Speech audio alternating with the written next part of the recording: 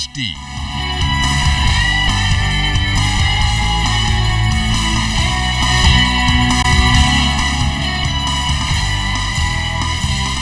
ZNS Network presents The Bahamas Tonight.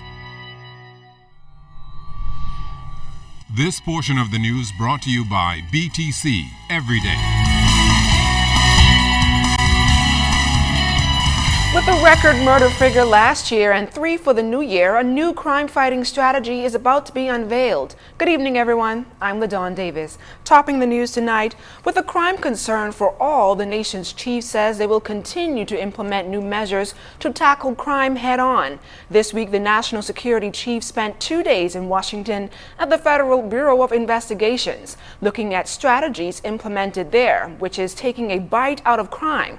The nation's chief said the problem of crime and gangs was addressed with U.S. authorities, and they are hoping to learn from them, leaving no stones unturned in bringing criminals to justice. We caught up with Mr. Christie at the opening of the Freedom Farms Baseball League.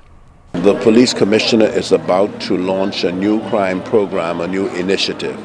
I've had discussions with the commissioner and Dr. Nottage about extensively improving the effort, being able to add manpower, being able to add equipment, being able to add technology to this fight. And you will see that when the commissioner announces this year his annual crime program, that we are not going to spare any effort to cause people to recognize that the police and the people of this country will not put up with the level of criminality that exists. Noting that too many young people are dying in conflicts, the Prime Minister is also calling on them to learn how to resolve their issues peacefully. I'm going this morning to a funeral of a young man who was killed coming out of a little fight between two people who lived on the same street, and one of them killed the next one. Both are victims. It is so sad to see this development, and I'm just going to take a message to them that we have to stop the madness that exists.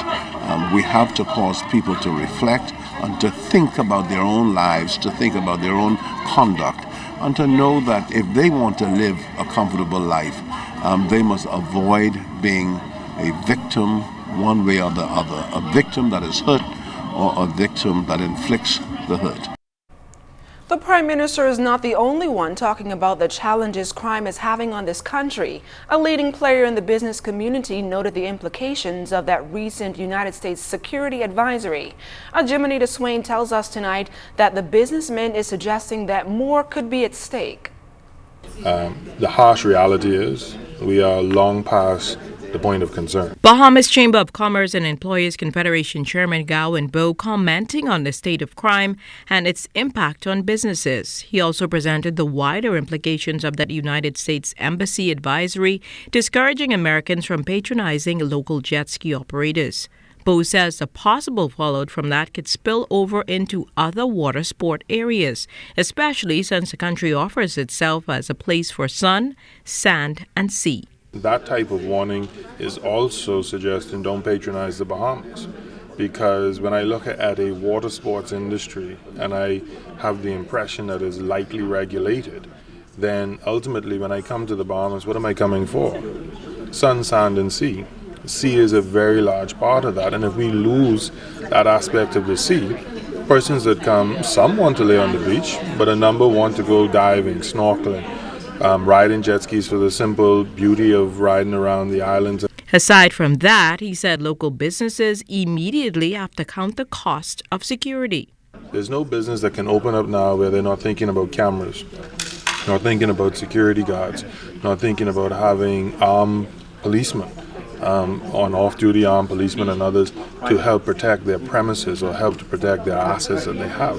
So that adds an additional cost to a business expense, and when you add that cost, what does that take away from? Another person being employed or another reinvestment opportunity. For some, Bowe says due to the fear of crime, they may opt to stay at home and shop online instead of patronizing local businesses.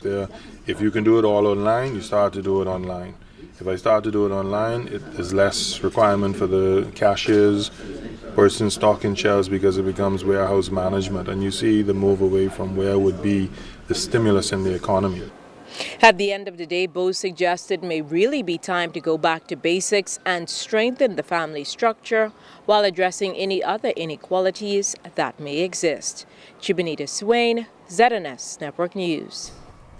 Government has estimated $100 million annually to facilitate the initial phases of its National Health Insurance Program, where the focus is being placed on primary care and diagnostic services. Project manager for NHI, Dr. Delon Brennan, says the four-phase program is designed to provide all citizens with access to universal health care coverage. He says he is confident that everyone will benefit, from the patient to the health care provider. I think the pharmaceutical industry, much like the other allied health industries that help to support the medical services in the country, will all see an increase in the volume. But for us, that's a good thing. We know right now we're not getting enough people access to those services. So nutritionist services, physiotherapy and occupational therapy services, all of those things, people right now aren't able to access them because they can't afford them, or it's not offered in their insurance benefits. We want to make sure that all Bahamians have the highest attainable standard of health that we can offer as a nation.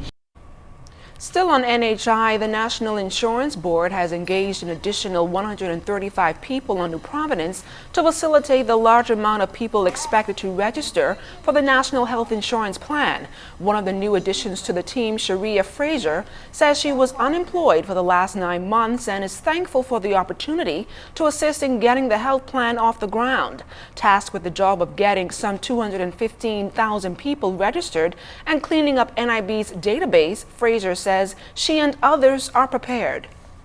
We look forward to having everybody up to standard, and with the Social Security that they're bringing on, we're looking forward to having everyone with the new smart card so that we can put face to name and have proper identification in place, and based on the new everything that we have to be done. We have a competent team, so I'm sure that we can get the job done, and I'm looking forward to being a part of this wonderful process, and I'm sure that it'll be a rewarding one as well. It was something that motorists raised concerns about, at least those looking to register their vehicles last month, the fact that there were no validation stickers.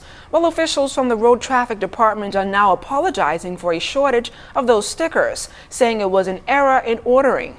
In a statement released yesterday, road traffic officials say that measures have been implemented to address the shortage and assured that no one is being turned away. They say that things should return to normalcy sometime next week.